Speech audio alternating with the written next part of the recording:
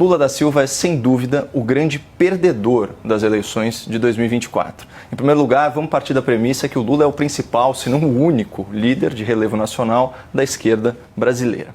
Pois bem, um estudo do INCT sobre representação e legitimidade democrática, repercutido pelo Grupo Globo, constatou que em 3.394 cidades do Brasil, a direita é hegemônica nas câmaras municipais. Ou seja, políticos mais à direita ocupam mais de 80% das cadeiras de vereador.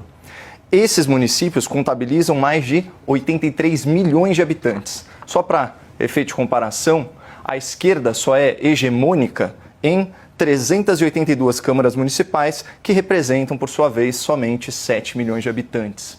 Ainda de acordo com esse estudo, em 5.162 cidades, ou seja, em 93% dos municípios, a Câmara pende mais para a direita.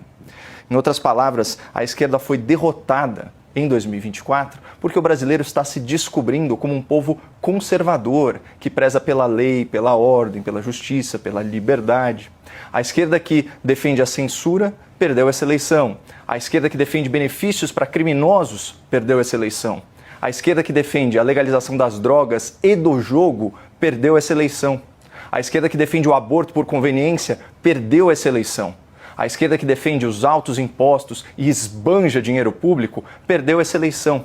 E a esquerda que hostiliza o nosso agro, hostiliza a nossa polícia e hostiliza os nossos empreendedores, perdeu a eleição. E o caso mais ilustrativo dessa grande derrota da esquerda socialista, da esquerda progressista, aconteceu aqui na minha cidade.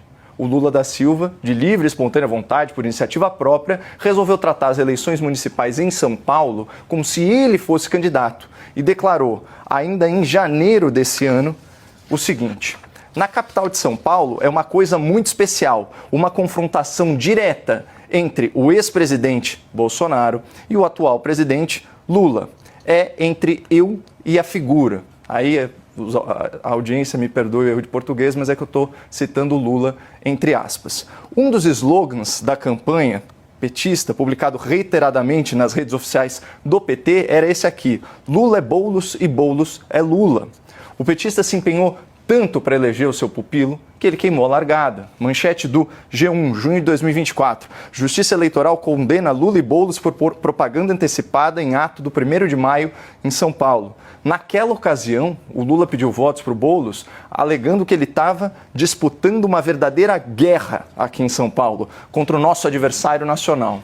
Portanto, foi o Lula quem primeiro nacionalizou a disputa política, polarizou o debate público e incitou a animosidade que deu tom à campanha. E o esforço do Lula veio acompanhado aí de números superlativos. Boulos recebeu 44 milhões de reais do PT, além de 36 milhões doados pelo PSOL. Ou seja, o candidato que alegava defender os mais necessitados foi o candidato no Brasil que mais desperdiçou dinheiro público para se autopromover, 70 milhões de reais. Vocês sabem qual foi o resultado? Vamos comparar. Em 2020, Boulos obteve 40% dos votos no segundo turno.